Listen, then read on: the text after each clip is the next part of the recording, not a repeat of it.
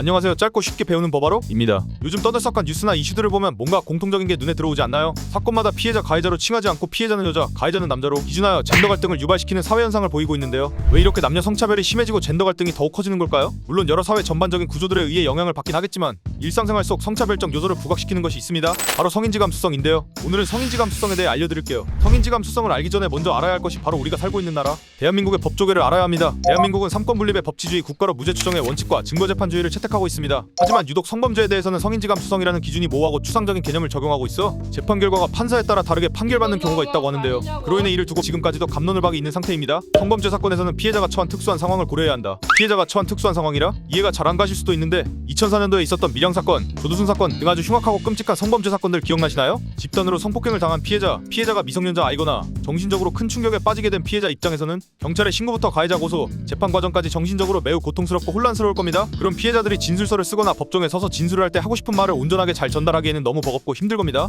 그리고 피해 사실을 밝혔을 때 사람들이 나를 지지해줄까? 꽃뱀 취급하지 않을까? 2차 가해를 당하는 거 아닌가에 대해 확신이 없어 피해자의 모습을 적절한 시기에 보이지 못할 수도 있는 이 부분들이 피해자가 처한 특수한 상황이라 할 수 있습니다. 사실 성인지 감수성이 피해자들을 위해서 존재하는 것이 맞고 기준이 모호하고 추상적이어도 피해자의 심경을 이해해주는 뜻에서는 좋지만 갑론을박이 왜 생겨나고 있냐면 아까 말씀드린 무죄 추정의 원칙과 증거재판주의에 어긋난 재판 형식이 벌어지고 있기 때문입니다. 예를 들어 썸을 타는 남녀가 헌팅포차에서 술을 먹고 그날 클럽도 가고 밤에 원나잇을 했다고 칩시다. 술을 마셨지만 분명 합의하에 성관계를 가지게 되었는데 다음날 아침에 남자에게 성추행 및 성폭행 강간으로 고소를 당했어요. 그럼 여기서 성인지 감수성을 이용해서 여자가 피해자 코스프레를 하게 된다면 결과가 어떻게 될까요? 남자는 변호사 선임을 해야 하고 징역을 면하도록 1년 내내 법정 과정에 시달리는 지옥을 맛보게 되는 겁니다.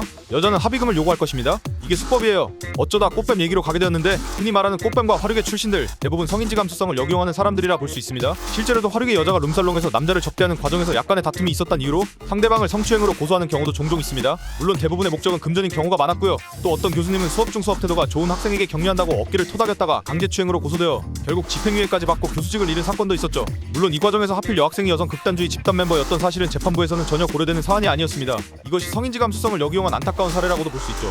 그럼 무고죄로 역고소하면 되는 거 아닌가? 무고죄는 내가 무혐의가 나왔다고 바로 고소할 수 있는 게 아닙니다. 상대가 고소했지만 내가 무혐의가 나왔으니 상대방이 무고다라는 논리가 아닌 상대방이 고의적으로 나에게 해악을 끼칠 목적을 갖고 거짓을 꾸며내어 형사고소를 진행했다는 그 증거가 필요한 것이죠.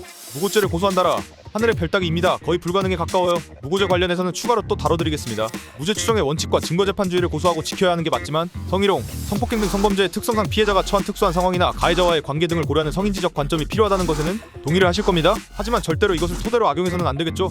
한마디로 피해자 개인의 도덕성, 양심에 의존해야 한다는 것입니다. 여러분들의 생각은 어떠신가요? 성인지 감수성은 명료하고 명확한 개념은 아니지만 반드시 개선하고 고려해야 하는 부분들이 있는 것 같습니다. 그로 인해 서로 완만한 합의화보다 더 성숙한 사회가 만들어지길 바랍니다. 오늘 영상은 여기서 마무리하고 평소 법 관련 궁금하신 내용이 있다면 댓글로 남겨주세요. 시청해주셔서 감사합니다.